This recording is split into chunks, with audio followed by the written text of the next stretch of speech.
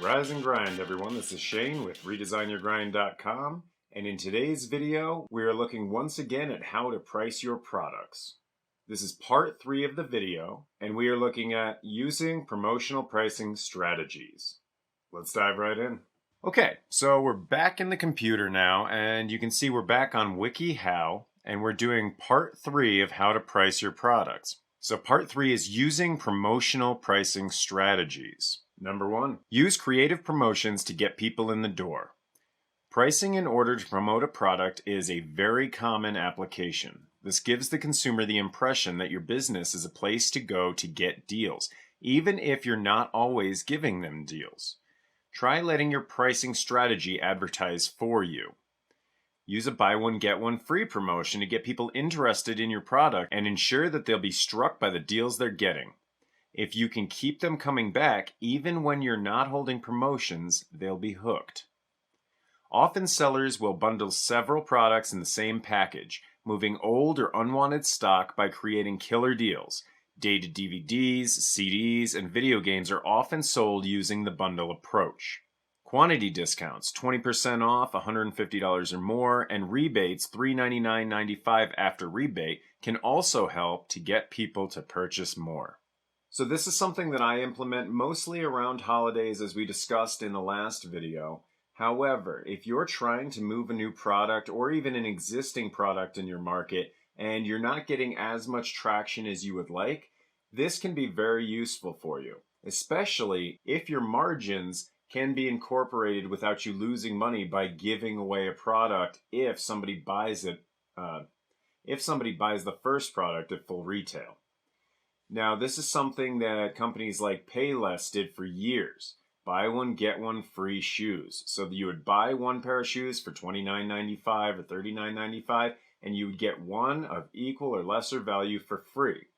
Now, this keeps people very loyal to the brand, especially because they understand that they will be able to get that discount anytime they walk in the store, pretty much. However, this can backfire, and it's only applicable to certain businesses. So you just need to be very careful in creating your offer. If you only have a 30% profit margin on a product, then you really can't afford to be giving one away for free with every purchase. At that point, you will lose money. So just keep that in mind. If you have a 200% margin or 100% markup, then maybe you can go ahead and give a buy one get one discount and still make money off of it.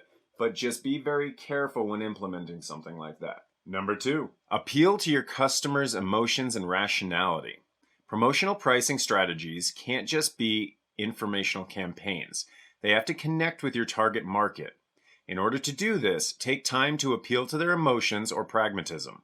A common business strategy involves pricing items in 99-cent increments rather than dollar increments. At a glance, the difference in savings seems huge, even though it's non-existent practically. Pricing judiciously will help you keep sales high without changing your strategy considerably. Consider creating a premium package to upsell customers on moderately improved version of basically the same product, but with more sophistication, i.e. more marketing. Consider establishing a line of products with varying levels at which the customer can engage. Car washes will often use this pricing strategy. A basic wash could be $2, wash and wax $4, and the whole package $6. So just a couple of things on this, all very relevant information. However, the 99-cent principle. This is certainly something that a lot of companies do. 99 cents instead of $1 sounds like less than $1. And if you have a product that is in the multiple of dollars, so let's say your product is an $8 retail product and you price it at $7.99, the customer's brain thinks $7. I don't know exactly why this is, but it's a psychological principle and it works in your favor. What we're seeing right now is a host of companies moving away from the 99 to the 77 model. So instead of $7.99 for that same product that you would normally charge $8 for, you actually would charge $7.77. Because once again, consumer brains have been conditioned over the course of many, many years to see 99 as the same as the next dollar amount. So they understand, at least on a subconscious level, in some cases, that they're really not getting that much of a deal. However, when your product has a completely different end number, like 77 cents instead of 99 cents, it once again tricks the brain into thinking they're getting a much better deal than they are. So again, just something to think about. You may want to use the 99 method, but you also may want to try something else out. Maybe 88, maybe 77. Repetitious numbers also hold sway over consumer decisions, so keep that in mind as well. On the other note, where they say consider creating a line of products where you have a base level, an intermediate level, and then a premium level where you can group in all of your products together. That is an excellent way of thinking about things. However, I do want to make one addendum. Consumers are not stupid, but there are ways to be able to tell what your consumer is going to do before they do it. Having said that, if you create a line of products and different packages within that have certain levels of value that are being brought to the customer, the majority of your customers are going to choose the middle option. Again, it's just psychology. They think that the one that's at the top is maybe they don't need everything in the premium package. But at the same time, they don't want to spend less money and get the bare bones package if they can get the middle package and get the best of both worlds at a price that seems reasonable to them. So if you're going to go with this model, you want to make sure that you create at least 3 options because most consumers are going to pick your middle option.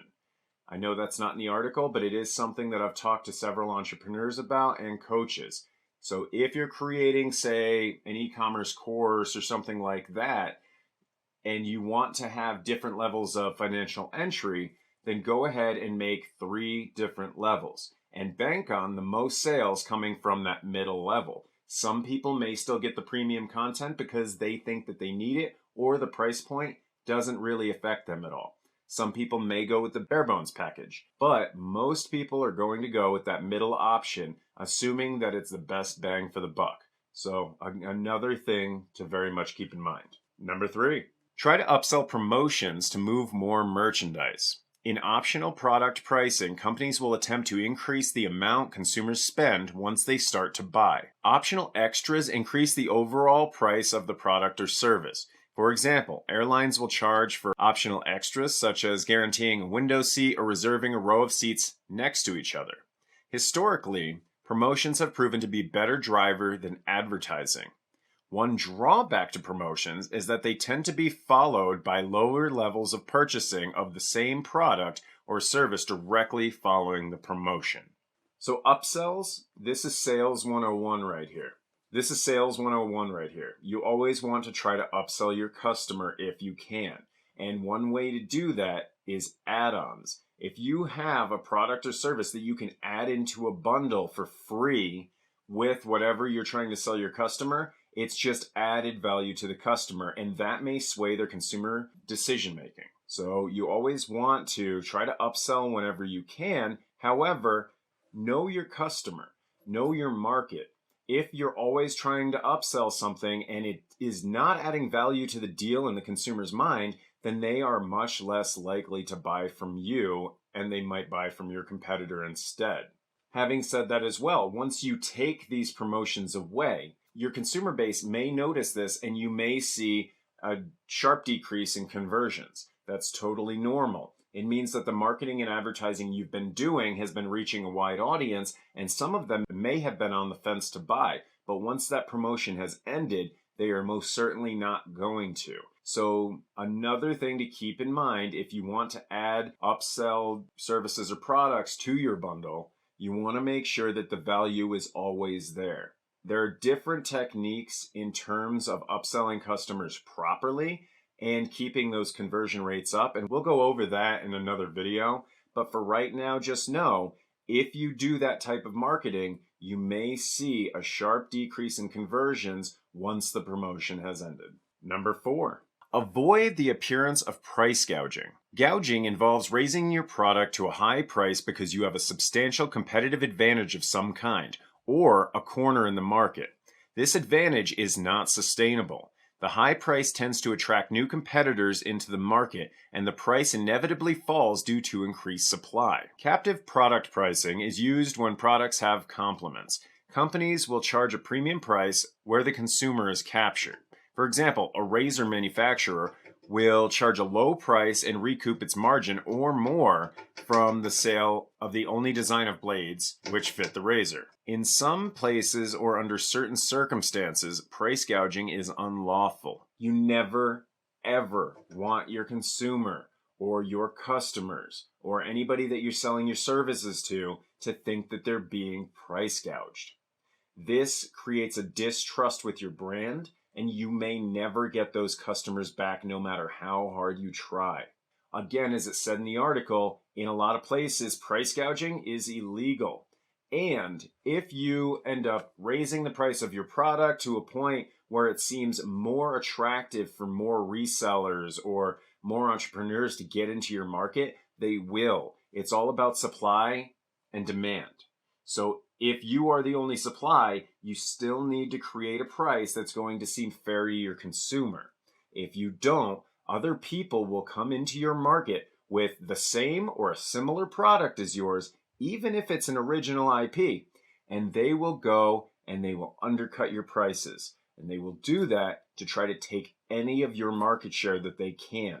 So you never want to price gouge your customers. Always create a fair offer that the consumer feels is a good deal, but that still is profitable for you and your company.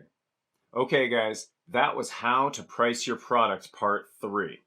I hope you enjoyed that content, and I hope that it was useful to you. If you haven't already, please go back and watch part 1 and 2 of this series. This is extremely important information for any entrepreneur with a product or service, and if you do not implement product pricing correctly, you will lose money, and you may not stay in business long. You need to find that Goldilocks zone of where your price makes sense to the consumer and feels fair and like it's a deal, but also that remains profitable for your company. So if you like that video, please hit the like button down below, comment, share, and subscribe, and we will see you in the next one to redesign your grind. Thanks for watching.